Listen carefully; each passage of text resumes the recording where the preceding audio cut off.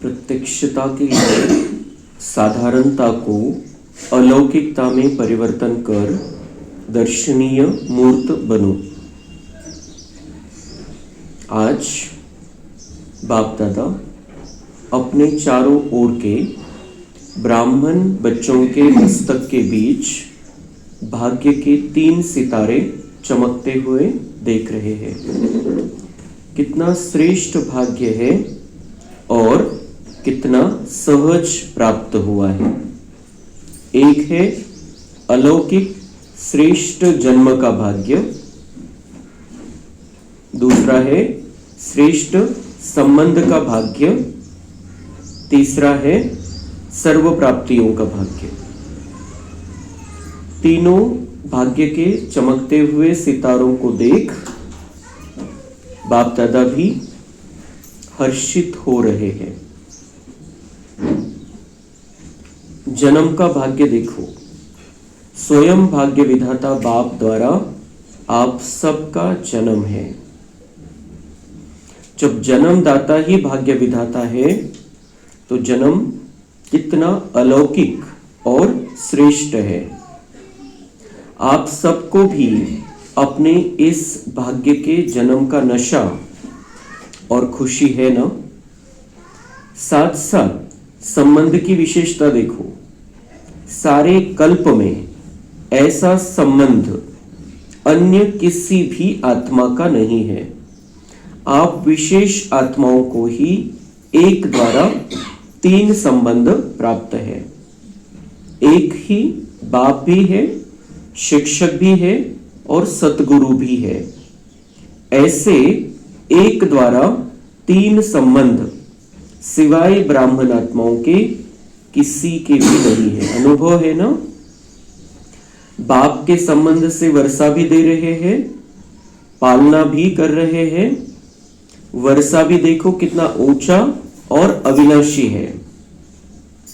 दुनिया वाले कहते हैं हमारा पालनहार भगवान है, लेकिन आप बच्चे निश्चय और नशे से कहते हो हमारा पालनहार स्वयं भगवान है। ऐसी पालना, परमात्मा पालना, परमात्मा प्यार, परमात्मा वर्षा किसको प्राप्त है? तो एक ही बाप भी है, पालनहार भी है और शिक्षक भी है। हर आत्मा के जीवन में विशेष 3 संबंधी आवश्यक है, लेकिन तीनों संबंध अलग अलग होते हैं। आपको एक में 3 संबंध है। पढ़ाई में देखो तीनों काल की पढ़ाई है, त्रिकालदर्शी बनने की पढ़ाई है। पढ़ाई को सोर्स ऑफ इनकम कहा जाता है। पढ़ाई से पद की प्राप्ति होती है। सारे विश्व में देखो सबसे ऊंचे से ऊंचा पद राज्य पद गाया हुआ है। तो आपको इस पढ़ाई से क्या पद प्राप्त होता है? अब भी राजे और भविष्य में भी राज्य पद। अभी स्वराज्य है, राजयोगी स्वराज्य अधिकारी हो, और भविष्य का राज्य भाग्य तो अविनाशी है। इससे बड़ा पद कोई होता नहीं है। शिक्षक द्वारा शिक्षा भी त्रिकालदर्शी की है और पद भी दैवी राज्य पद है। ऐसा शिक्षक का संबंध सिवाय ब्राह्मण जीवन के न किसका हुआ है न हो सकता है। साथ में सदगुरु का संबंध, सदगुरु द्वारा श्रीमत, जिस श्रीमत का गायन आज भी भक्ति में हो रहा है। आप निश्चय से कहते हो हमारा हर कदम किसके आधार से चलता है? श्रीमत के आधार से हर कदम चलता है। तो चेक करो, हर कदम श्रीमत पर चलता है। भाग्य तो प्राप्त है, लेकिन भाग्य के प्राप्ति का जीवन में अनुभव है। हर कदम श्रीमत पर है या कभी कभी मन मत या पर मत तो नहीं मिक्स होती, इसकी परख है।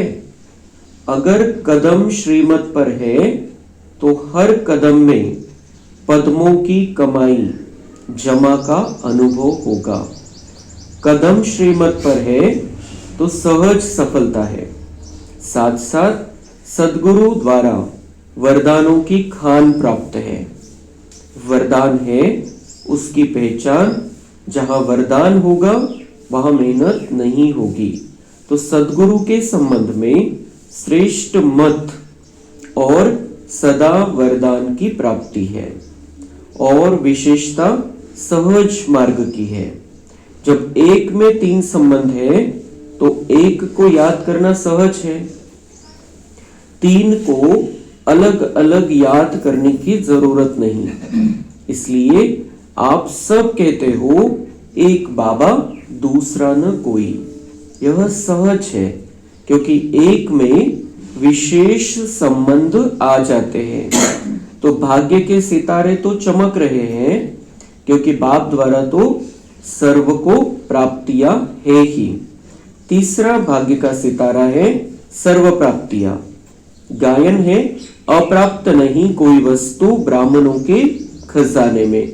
याद करो अपने खजानों को, ऐसा खजाना व सर्व प्राप्तियां और कोई द्वारा हो सकती है। दिल से कहा मेरा बाबा, खजाने हाजिर। इसलिए इतने श्रेष्ठ भाग्य सदा स्मृति में रहे, इसमें नंबरवार है। अभी बाप दादा यही चाहते हैं कि हर बच्चा, जब कोटों में भी कोई है तो सब बच्चे नंबरवार नहीं नंबर 1 होने हैं। तो अपने से पूछो नंबरवार में हो या नंबर 1 हो। तो बाबा म्हणता है कि हर बच्चे के मस्तक पर मैं भाग्य के सितारे चमकते हुए देख रहा हूं। मुख्य क्या है? 3 भाग्य के सितारे। एक है जन्म का भाग्य, असा हा जो आपला जन्म झालेला आहे, नवा जन्म डायरेक्ट भगवान के द्वारा ये जन्म हुआ है। भाग्य विधाता ने हमें जन्म दिया है, तो ये जन्म का भाग्य सर्वश्रेष्ठ भाग्य है। हमें दिव्य जन्म मिला है। भले ही शरीर के आधार से हमारा जन्म किसी भी परिवार में हुआ है, कहाँ भी हुआ है, हमारी पद पोजीशन पैसा कुछ भी है, लेकिन आत्मा ने अब ये अंतिम जन्म ले लिया है। हम बाबा के बच्चे बन गए हैं, भगवान के बच्चे बन गए हैं। हमारा जन्म भाग्य विधाता के द्वारा हुआ है, जो भगवान भाग्य बनाने का रास्ता बताता है, उसके द्वारा हमारा जन्म हुआ है, उसने हमें जन्म दिया है। तो ये जन्म का भाग्य, दुनिया में ऐसा जन्म जे दुनियामध्ये म्हणतात की मनुष्य जन्म दुर्लभ आहे, म्हणजे तो कोणाकोणालाच मिळतो, तसं नाहीये। मनुष्यात्माच बनते प्रत्येक जन्मामध्ये। आपण कधीही किडा मुंगी साप विंचू काही नव्हतो, होणार पण नाही, आपण मनुष्यच होतो। तर मनुष्य म्हणून प्रत्येक मनुष्यात्म्याचे जास्तीत जास्त 84 जन्म आहे, कमीत कमी 1 जन्म आहे, पण तो मनुष्य म्हणूनच, दुसरा कुठल्याही योनीमध्ये तो जात नाही। तो ये जन्म कौन सा है? जो संगम युग का जन्म है, जिसका जन्म डायरेक्ट भगवान के द्वारा होता है, वो दुर्लभ है, तो सगळ्यांना नाही प्राप्त होत। तो विशेष आत्म्यांना ज्यांचं भाग्य आहे, जे कल्प कल्प परमेश्वराचे बच्चे बनतात डायरेक्ट, त्यांना हा जन्म प्राप्त होतो। और वो परमेश्वर कौन है? भाग्य विधाता है। भाग्य कैसे बनाना है ये सिखाता है। भाग्य बनाने की कलम हमारे हाथ में दे देता है। भाग्य कैसे बनाना है इसकी विधि बताता है, और हम उस पर चलते हैं और हमारा भाग्य बना लेते हैं। कल्प कल्प हमने अपना भाग्य बनाया है, उतना ही सुंदर भाग्य हमने बनाया था 5000 वर्ष पहले, इसलिए हम फिर से बाबा के बने। फिर से हम बाबा के क्यों बने हैं? क्योंकि हमने कल्प पहले वही भाग्य बनाया था, अभी बना रहे हैं, फिर 5000 वर्ष बाद बाबा के बनेंगे। तो ये हमारा ही भाग्य है जो भगवान के द्वारा जन्म हुआ है। दूसरा भाग्य है संबंधाचं भाग्य। संबंध, हमारा संबंध एक परमपिता परमात्मा से है, और उसमें मुख्य हमारे 3 संबंध है। डायरेक्ट भगवान हमें पिता के रूप में मिला है, शिक्षक के रूप में मिला है, सद्गुरु के रूप में मिला है। पिता के रूप में हमें वो पालना दे रहा है, हम आत्माएं उसकी पालना में पल रहे हैं। बाहर का जीवन हमारा हिसाब किताब है, लेकिन हम आत्मा परमात्मा की संतान है, तो वो आत्मा को अभी सही राह दिखा रहा है, आत्मा में ताकत भर रहा है, आत्मा को प्यार दे रहा है, मतलब पालना कर रहा है। तो भगवान के द्वारा पालना प्राप्त करने वाली हम महान, श्रेष्ठ और दिव्य आत्माएं हैं। हम साधारण नहीं है। पालना दे रहा है पिता के रूप में, और वर्षा, पिता है हमारा तो हमें वर्षा, हमारे लिए वर्षा लेकर आया है सतयुगी दुनिया। तो वर्षा दे रहा है, हमें वो हक से लेना है, जो कहता है उस पर चलकर हमें वो वर्षा लेना है। मग आहे शिक्षक। शिक्षक रूपामध्ये तो आपल्याला काय देतोय? शिक्षक रूपामध्ये आपल्याला सगळ्या प्रकारचं ज्ञान देतोय, वेगवेगळ्या प्रकारच्या युक्त्या सुचवतो, दुनियेच्या सगळ्या आदिमध्ये अंतची कहाणी सांगतो, आपली कहाणी सांगतो, आपलं स्वरूप जे ओरिजिनल आहे ते आपल्या समोर स्पष्ट करतो। तो भगवान हमें प्राप्त हुआ है शिक्षक के रूप में, और सद्गुरु के रूप में उसकी श्रीमत हमें प्राप्त हो रही है। और श्रीमत है सर्वश्रेष्ठ मत, जो 5000 वर्ष में हमें फिर से कभी नहीं मिलने वाली। 5000 वर्ष के बाद ही आकर भगवान अपनी मत हमें देता है, तो मार्गदर्शन दे, तो सल्ला दे, तो हम उस पर जितना चलेंगे उतना बहुत ऊंचा श्रेष्ठ हमारा भाग्य बनता जाता है। तो श्रीमत, परमात्मा हमें श्रीमत दे रहा है सद्गुरु के रूप में, और सद्गुरु के रूप में वो हमें वरदानों से भरपूर करता है। और जिस चीज के लिए वरदान मिल जाता है उसके लिए मेहनत करने की जरूरत नहीं रहती है। तो वरदानों से वो हमारी पालना कर रहा है सद्गुरु के रूप में। और ये तीनों ही संबंध एक में मिले हैं हमें, परम पिता परमात्मा पिता के रूप में, परम शिक्षक के रूप में, और परम सद्गुरु के रूप में। जीवन को चलाने के लिए, जीवन को श्रेष्ठ बनाने के लिए ये तीनों ही आवश्यक है, पिता, शिक्षक और सद्गुरु।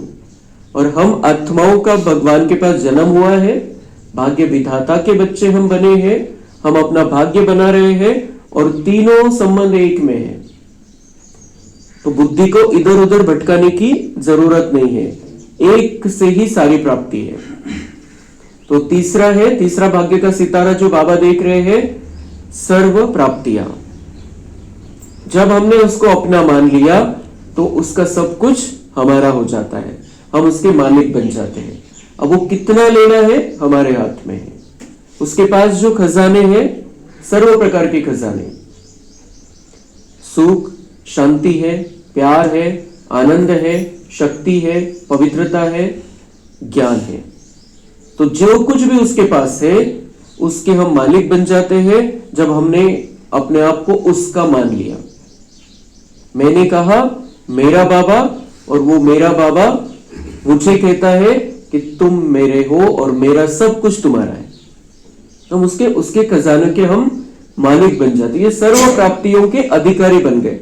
लेकिन बाबा कह रहे हैं कि ये अधिकार लेने में, प्राप्तियों को प्राप्त करने में, उसके नशे में रहने में नंबरवार है। तो नंबरवार नहीं, मागचा दूसरा, तीसरा, 15वां, 50वां, 100, 200, 500वां नंबर नहीं, हमें नंबर 1 में रहकर वो सारी प्राप्तियां लेनी है। कौन क्या कर रहा है, किसका कैसे पुरुषार्थ चल रहा है, वो ज्ञान मार्ग में पक्का है या ढीला गिर गया है, कुछ नहीं देखना है। हमें सर्व प्राप्तियां लेने का अधिकार है भगवान से, और वो प्राप्तियां लेने के लिए थोड़ा ही समय बचा है। तो हमें इधर उधर इसको उसको न देखते हुए सिर्फ एक भगवान को देखना है और उससे सारी प्राप्तियां कर लेनी है। बहुत कम समय मिला है हमें, बहुतों को, किसी को 50 साल मिले, किसी को 70 साल मिले, किसी को 80 साल मिले, किसी को 20 साल मिले संगम युग में। हमें बहुत कम समय मिला है, और इस कम समय में हमें 5000 वर्ष की प्राप्ति करने का चांस है। तो इसके लिए बाबा कह रहे हैं कि अभी नंबर 1 में आ जाओ। अभी ये नहीं सोचो कि बहुत पुराने मेरे से आगे निकल गए, ऐसा कुछ नहीं है। जो जितका पुरुषार्थ करतो तितका तो पुढे जाऊ शकतो, शेवटपर्यंत चांस है। और अभी ये जो वर्ष चल रहा है, ये अंतिम वर्ष है पुरुषार्थ के लिए। फिर उतना पुरुषार्थ नहीं हो पाएगा, नए जो आएंगे वो भी उतना पुरुषार्थ नहीं कर पाएंगे। ज्यादा से ज्यादा जो हलचल होने वाली है दुनिया में आगे चलकर, तो ज्यादा से ज्यादा ये वर्ष हमारे हाथ में है कि यहां पर हम जितना पुरुषार्थ कर सके उतना करके अपना भाग्य 5000 वर्ष की रिकॉर्डिंग कर सकते हैं सुंदर। तो इसलिए बाबा कह रहे हैं कि अभी आपको नंबर 1 में रहना है, अभी नंबर वार नहीं, पीछे नंबर में नहीं रहना है। तो अच्छा, हाथ उठाया इसका मतलब है कि आपको अपने में हिम्मत है, और हिम्मत है तो बाप दादा भी मददगार है ही। तो हमें नंबर 1 में आना है। अगर ये हिम्मत हम रखते हैं तो बाबा की 1000 गुना मदद हमें प्राप्त होती है। तो भगवान की गारंटी है, आप हिम्मत रखो, हिम्मत का कदम उठाओ और मेरी मदद तुम्हें हर तरीके से मिलेगी। नंबर 1 हो यह तो खुशी की बात है, लेकिन बताए क्या, या लेकिन है ही नहीं। बाप दादा के पास लेकिन है। बाबा म्हणता है कि नंबर 1 है, नंबर 1 हो, नंबर 1 रहना है, नंबर 1 में आना है। आप बहुत खुशी है मुझे कि आप कहते हो कि आप नंबर 1 में है। पर बाबा म्हणता है परंतु, लेकिन है उसमें। अड़चन क्या है? लेकिन, मतलब हमारी अड़चन, लेकिन है उसमें। हा खूप खतरनाक शब्द आहे बाबांचा की सब कुछ अच्छा है, सब कुछ अच्छा है, लेकिन सगळं काही चांगलं चाललेलं आहे, परंतु हे असं आहे, हे असं, हे ठीक झालं की मग सगळं माझं ओके होऊन जाईल पुरुषार्थ। तो ये लेकिन जो है, ये बाबा जिस वजह से हमें ये बताता है, लेकिन का कारण, लेकिन क्यों, लेकिन ऐसा होता है, तो उस कारण को हमें हटा देना है। उस कारण को हमें रखना ही नाही है की मी खूप पुरुषार्थ केला होता पण हे असं, खूप पुरुषार्थ केला असता पण हे असं आहे, तो असा है, हा असा है, परिस्थिति ऐसी है, प्रॉब्लम ऐसी है। तो ये जो लेकिन है, ये जो लेकिन हम बहाना के रूप में देते हैं कि ऐसा है इसलिए ऐसा है, उसको हटा देना है। बाबा को अच्छा नहीं लगता है। तो बाबा मतलब मेरे पास है, तुम्हारा लेकिन क्या है। बाप दादा ने देखा कि मन में समाया हुआ तो है, लेकिन मन तक है, चेहरे और चलन तक इमर्ज नहीं है। तो मन में तो पक्का है, लेकिन इतना भी पक्का नहीं है कि वो चेहरे पे आ जाए। बाबा मतलब विचार तो है आपका कि आपको नंबर 1 में रहना है, सब कुछ ले लेना है, बहुत अच्छा पुरुषार्थ करना है, लेकिन वो बाबा म्हणतात चेहरे और चलन में वो दिखाई नहीं देता उतना। मतलब जे म्हणतात दुनियामध्ये पण मनाचा आरसा काय, चेहरा मनाचा आरसा आहे। त्या चेहऱ्यावरती ते झळकलं पाहिजे की तुम्ही खूप प्राप्ती करून घेताय। बाहर के हिसाब से भले ही प्राप्ति नहीं है, हमें धन कम है, पद नहीं है, ये नहीं वो नहीं है, वो अलग चीज है बाहर का। वो हम आज गरीब है इसलिए गरीब निवास बाबा आया है हमें साहूकार बनाने, हमें राजा बनाने के, इसलिए यहां का कुछ नहीं देखना है हमको, हमारे पास क्या कमी है।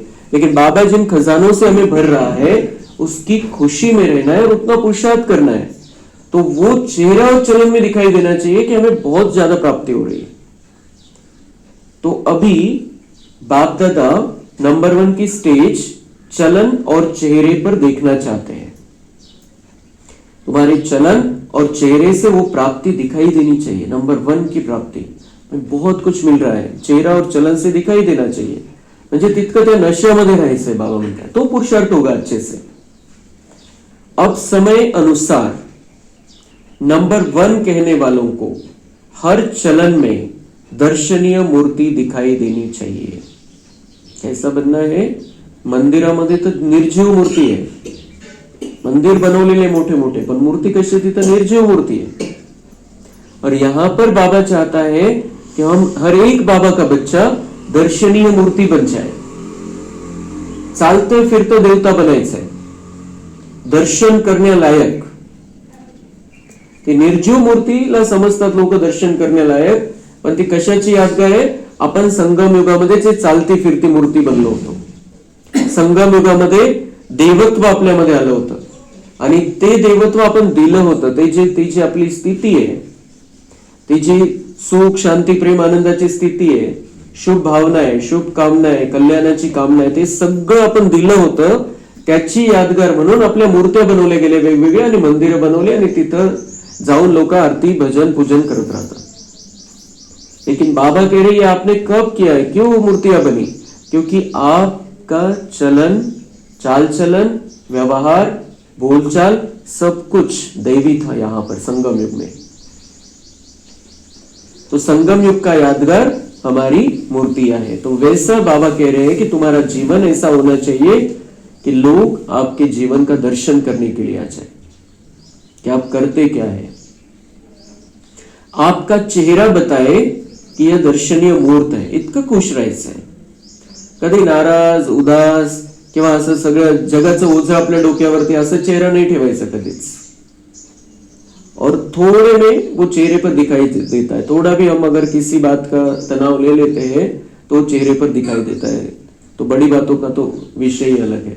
तर बाबा म्हणताय की असं नाही, आता तुमचा चेहरा कोणीही कधी जरी बघितला तरी फ्रेश आणि खुश दिसला पाहिजे, उदासी, निराशा, टेन्शन हे नाही दिसलं पाहिजे चेहऱ्यावरती बिल्कुल। आपके जड़ चित्र अंतिम जन्म तक भी, अंतिम समय तक भी दर्शनीय मूर्त अनुभव होते हैं। हमारे जड़ चित्र जो मंदिरों में है, अंतिम जन्म, ये कलयुग की जो सतयुग का हमारा जो पोजीशन थी, संपूर्णता थी, वो आज तक कलयुग के अंतिम समय तक भी उनको यह आभास होता है कि मूर्ति दर्शन करने लायक है। क्यों होता है? क्योंकि संगम युग में हमने वो करके दिखाया था और सत्य त्रेता में हम वैसे रहे हैं एक्चुअल जीवन में, तो इसीलिए वो हमारी मूर्तियों का दर्शन करने आते हैं। आपके जड़ चित्र अंतिम जन्म तक भी, अंतिम समय तक भी दर्शनीय मूर्त अनुभव होते हैं। तो चैतन्य में भी जैसे ब्रह्मा बाप को देखा साकार स्वरूप में, फरिश्ता तो बाद में बना, लेकिन साकार स्वरूप में होते हुए आप सबको क्या दिखाई देता था? साधारण दिखाई देता था। अंतिम 84वां जन्म, पुराना जन्म, 60 वर्ष के बाद की आयु, फिर भी आदि से अंत तक दर्शनीय मूर्त अनुभव की। 60 वर्ष की उम्र के बाद भगवान ने उनके अंदर प्रवेश किया और वो उनका जो जीवन था संपूर्ण रीति से बदल गया। ये चालती फिरती मूर्ति होती। 33 वर्ष त्यांनी जो पुरुषार्थ केला जबरदस्त, बिल्कुल चालती, आणि शेवटी शेवटी तो बिल्कुल फरिश्ता स्थिति, जैसे यह इस दुनिया में रहते हुए यहाँ के है ही नहीं। इतनी अलौकिकता, इतना दिव्यता उन्होंने वो दर्शाई। और जब हमने आज कहानी में देखा अंतिम पार्ट, मम्मा का अंतिम दिन, अंतिम समय, शव यात्रा निकाली गई, लेकिन बाबा ने कैसे सब बच्चों को स्थिर रखा। सबसे ज्यादा मददगार बाबा की इस यज्ञ में थी मम्मा, जो आगे चल के राधा बनने वाली है, जो ही लक्ष्मी है, लेकिन उसके जाने का भी बाबा के चेहरे पर 1 सेकंड के लिए भी दुख नहीं दिखाई दिया। 1 सेकंड भी वो दर्शनीय मूर्ति बदली नहीं। और उन सबको, जो जितने भी थे, सब मम्मा से जुड़े हुए थे, मम्मा से लगाव था, लेकिन किसी को भी बाबा ने आंसू नहीं बहाने दिया। अंतिम समय तक अलग अलग युक्तियों से बाबा ने वो जो मम्मा का अंतिम संस्कार कर लिया और उसके बाद में फिर बाबा ने सभी को ऐसी पालना दी जैसे कि मम्मा भी यहां पर ही है। तो वो दर्शनीय मूर्ति जो हर क्षण, हर संकट में, हर परिस्थिति में, हर प्रॉब्लम में, हर पेपर में, हर परीक्षा में दर्शनीय मूर्ति ही बनकर रही। हमारे सामने इतना बड़ा उदाहरण है। हमारे इस ज्ञान मार्ग में हमारे अलौकिक पिताश्री है ब्रह्मा बाबा, हमारी माता है, और ज्ञान मार्ग में हमारा बड़ा भाई भी है ब्रह्मा बाबा। तो उन्होंने जो करके दिखाया, उनके सामने जो परिस्थिति आई, उसके हिसाब से हमारे सामने तो कुछ भी नहीं है। तो हमें उनसे ये प्रेरणा लेनी है, उनका उदाहरण हमारे सामने है। चाहे कुछ भी हो जाए, चाहे कैसी भी परिस्थिति आ जाए, चाहे कितना भी प्रॉब्लम हो, कितना भी संकट हो हमारे ऊपर, किसी भी तरीके का संकट हो, कोई बीमारी का हो, कोई पैसे का, कोई भी संकट हो हमारे ऊपर, लेकिन हमें दर्शनीय मूर्ति बनकर रहना है। चाहे कोई भी आ जाए और कभी भी हमारा दर्शन कर ले और प्राप्ति कर ले, ऐसा हमें रहना है। तो अब तो आपकी हर चलन से अनुभव हो, कर्म साधारण हो, चाहे कोई भी काम करते हो, बिजनेस करते हो, डॉक्टरी करते हो, वकालत करते हो, जो भी कुछ करते हो, लेकिन जिस स्थान पर आप संबंध संपर्क में आते हो वह आपकी चलन से ऐसे महसूस करते हैं कि यह न्यारे और अलौकिक है। यह साधारण समझते हैं कि ऐसे तो लौकिक भी होते हैं, काम की विशेषता नहीं लेकिन प्रैक्टिकल लाइफ की विशेषता।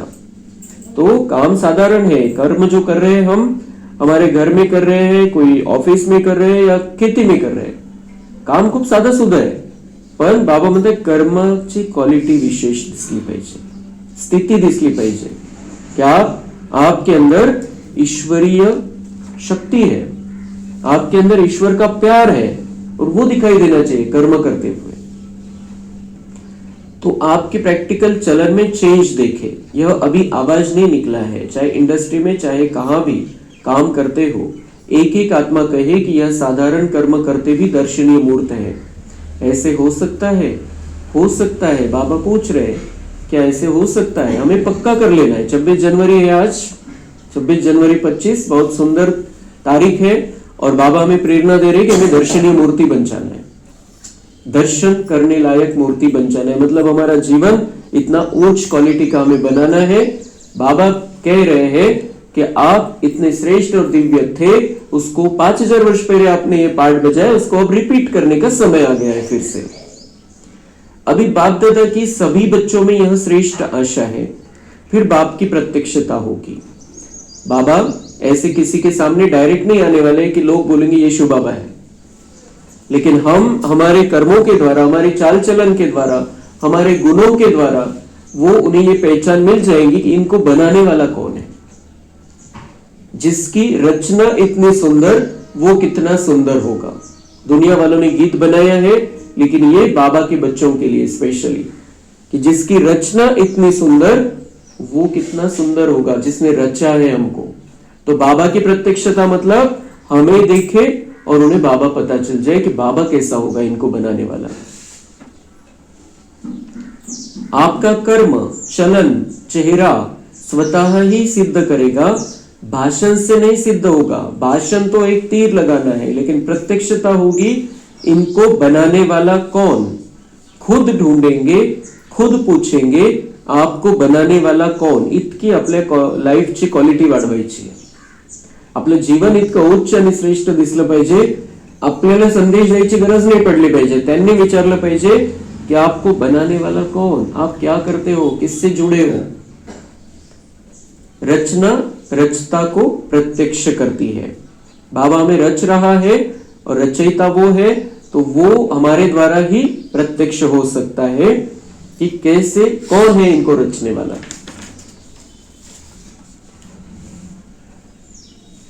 वैसे देखो, जो श्रेष्ठ आत्माएं होती है उनके हर वचन को सत वचन कहा जाता है. कहते हैं ना सत वचन महाराज.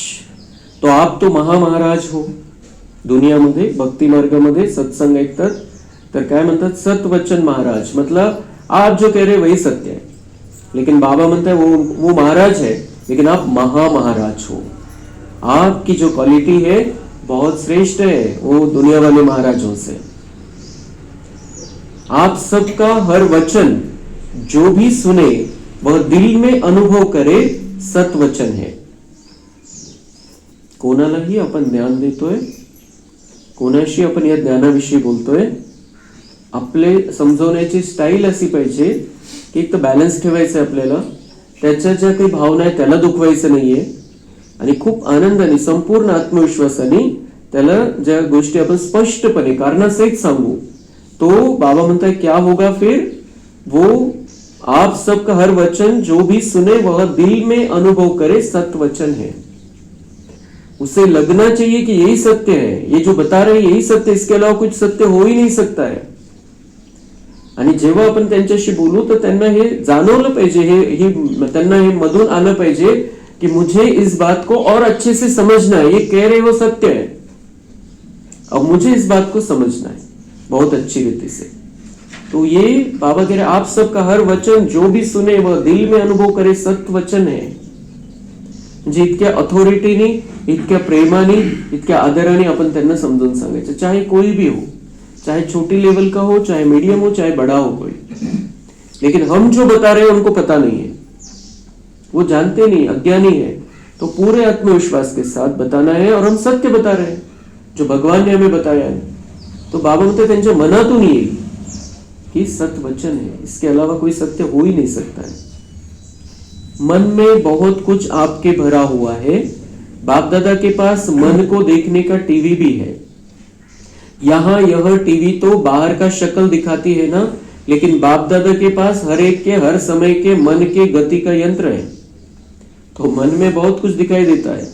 जब मन का टीवी देखते हैं तो खुश हो जाते हैं, बहुत खजाने हैं, बहुत शक्तियां हैं, लेकिन कर्म में यथाशक्ति हो जाता है। बाबा म्हणते हैं मेरे पास आपके मन को देखने का टीवी है। दुनिया की टीवी क्या बताएगी? ऊपर का चेहरा दिखाएगी, ऊपर ऊपर का दिखाएगी, लेकिन मेरे पास आपके अंदर देखने की टीवी है। भगवान के पास, भगवान हमारे मन को जानता है, भगवान हमारे मन को देख सकता है, चेक करता है बार बार। तो मन के गति का यंत्र है। बाबा म्हणता है कि मन में बहुत कुछ दिखाई देता है, फिर आपके मन में क्या क्या है? बहुत खजाने हैं, बहुत शक्तियां हैं, कि हमें वो ये पता है बाबा के पास कौन से खजाने, कौन सी शक्ति है, मैंने अपनी बना ली है, मैं अपनी बना रहा हूं। तो खजाने हैं, शक्तियां हैं हमारे मन में बहुत। पर बाबा म्हणता है लेकिन, ये लेकिन शब्द आ जाता है बाबा का बीच में, लेकिन कर्म में यथाशक्ति हो जाता है बहुत। पण ज्यावेळेस वापरायचे प्रॅक्टिकल मध्ये त्यावेळेस ज्याची त्याची कॅपॅसिटी वेगळी है।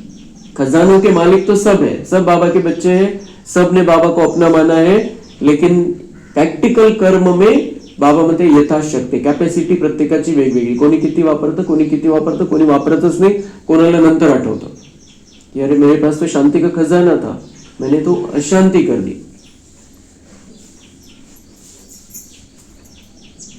तो लेकिन कर्म में यथाशक्ति हो जाता है। अभी कर्म तक लाओ, वाणी तक लाओ, चेहरे तक लाओ, चलन में लाओ। अभी बाबा म्हणते शक्तियां खजाने बहुत है मन में उसको क्या करो?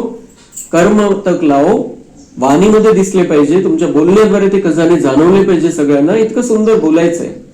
चेहरे तक लाओ, चलन में लाओ, चेहरे पर दिखाई देना चाहिए, बिल्कुल नाटकी चेहरा नहीं, ते एक्चुअल मध्ये आलं पाहिजे चेहऱ्यावरती।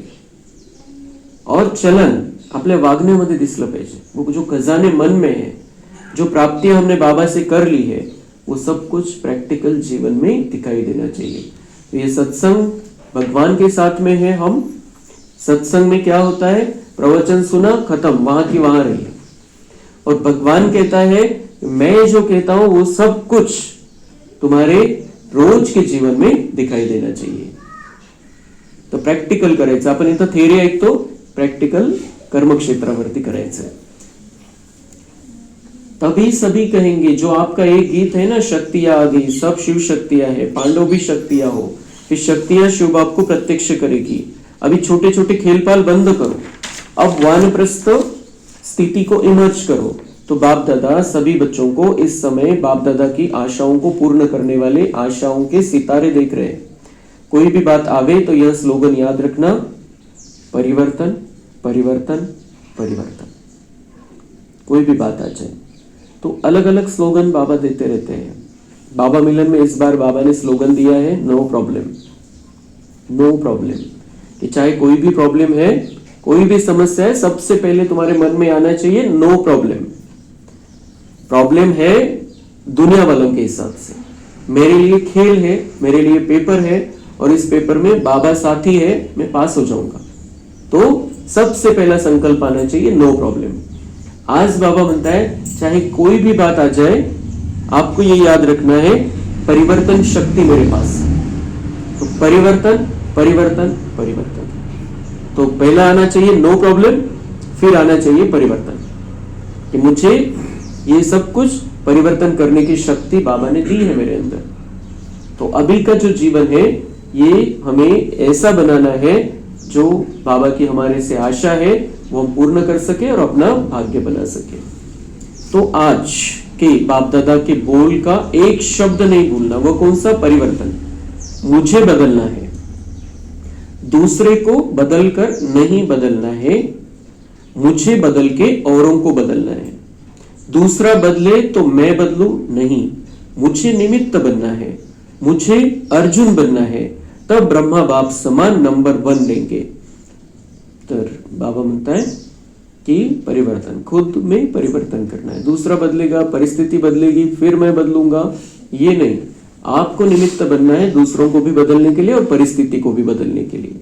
तो परिवर्तन शब्द याद रखना है। एक नो प्रॉब्लम, दूसरा परिवर्तन, तो जीवन ही बदल जाएगा हमारा संपूर्ण। और बार बार याद दिलाना है, मैं दर्शनीय मूर्त हूं। कोई भी दर्शन करे मेरा, तो मेरे चेहरे से उसे खुशी मिलनी चाहिए, शक्ति मिलनी चाहिए, सुख मिलना चाहिए, शांति मिलनी चाहिए। अच्छा, चारों ओर के बहुत बहुत बहुत भाग्यवान आत्माओं को, सारे विश्व के बीच कोटों में कोई में भी कोई विशेष आत्माओं को, कैसी आत्माएं हम यहां पर बैठे हैं, बाबा के बच्चे, दर्शनीय मूर्ति, कोटों में कोई और कोई में भी कोई। हम देखते इतनी सुंदर बाबा की मुरलियां, इतने सुंदर महावाक्य रहते हैं, दुनिया के एक व्यक्ति ने भी मिस नहीं करनी चाहिए। अज्ञानी हो या अज्ञानी हो, हर एक को ये वाणी मिलनी चाहिए, हर एक को ये महावाक्य सुनने चाहिए। लेकिन बाबा म्हणता है ये भाग्य नहीं है उनका इतना। यहां पर कौन पहुंचता है, कौन बाबा का बच्चा बनता है और कौन डायरेक्ट भगवान की श्रीमत लेता है, डायरेक्ट भगवान के महावाक्य सुनता है, वो कौन है? कोटों में कोई और फिर कोई में भी कोई विशेष आत्मा। ते निवडलेले एक कोटीमधून एक जर निवडला जातो, त्याच्यामध्ये पण कोणीच पक्के। तो कोटों में कोई और उन कोई में भी कोई, तो ऐसे हम विशेष आत्माएं हैं। तो सदा अपने चलन और चेहरे द्वारा बाप दादा को प्रत्यक्ष करने वाले विशेष बच्चों को, सदा सहयोग और स्नेह के बंधन में रहने वाले श्रेष्ठ आत्माओं को, सदा ब्रह्मा बाप समान हर कर्म में अलौकिक कर्म करने वाले अलौकिक आत्माओं को बाप दादा का याद, प्यार और नमस्ते। हम रूहानी बच्चों का रूहानी बाप दादा को याद, प्यार, गुड मॉर्निंग, नमस्ते, वाह बाबा वाह, शुक्रिया बाबा शुक्रिया। आगे है विंग्स वालों से बात की है बाप दादा ने। तो बाप दादा चाहते हैं जैसे मेडिकल विंग ने मेडिटेशन द्वारा हार्ट का प्रैक्टिकल करके दिखाया है, सबूत दिया है कि मेडिटेशन से हार्ट की तकलीफ ठीक हो सकती है, और प्रूफ दिया है ना प्रूफ, आप सबने सुना है ना। ऐसे दुनिया वाले प्रत्यक्ष सबूत चाहते हैं। बाबा म्हणतात हे जे राजयोगचा अभ्यास आहे याच्याद्वारे मेडिकल विंग वाल्यांनी, जे डॉक्टर्स आहे, त्याच्यामध्ये मेन आहे डॉक्टर सतीश गुप्ता, त्यांनी DRDO सोबत, जे भारत सरकारची संस्था आहे त्याच्यासोबत मिळून, जेव्हा त्याचे मुख्य होते डॉक्टर अब्दुल कलाम, त्यांच्या सोबत मिळून एक प्रयोग स्टार्ट केलेला, तेव्हापासून आजपर्यंत चालू आहे।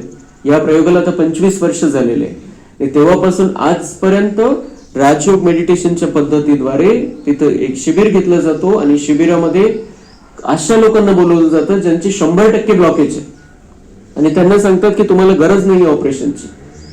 राजयोग मेडिटेशन शिकवलं जातं, खानपानच्या पद्धती थोडेफार बदलले जातात, दिनचर्या बदलली जाते आणि ते जे येतात तिथं, जर त्यांनी तिथं जसं सांगितलेलं तसं जर करत गेले, ते तसं मेडिटेशन केलं, तर आतापर्यंत समजा 1000 जण आलेले असतील, ते 999 जणांना ऑपरेशनची गरज नाही पडलेली। तर बाबा म्हणतात हा पुरावा दिलाय ना तुम्ही दुनियावाल्यांच्या समोर कि राजयोग से क्या होता है।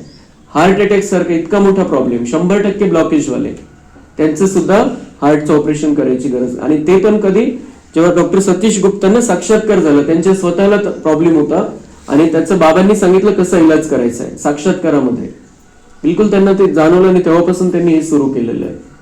तो आज तक भी वो चल रहा है प्रयोग।